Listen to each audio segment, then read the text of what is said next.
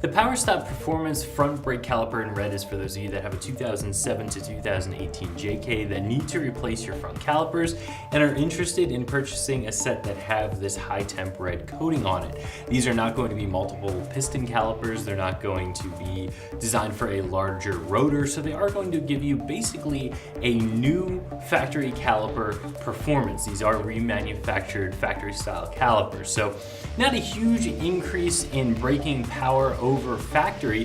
However, if you have currently worn out, beat up calipers on your vehicle, these are going to be better performing than those just because they're remanufactured, they're new, they have all brand new components.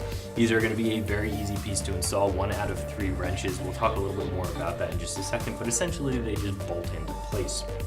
So if you are looking to replace your calipers, you can go and you can get a set of OEM ones. You can get OEM style, something that looks and feels just like a factory style caliper, which is basically what these are going to be. And then you can get these ones that have a little bit of additional flash with that high temp red coating on it.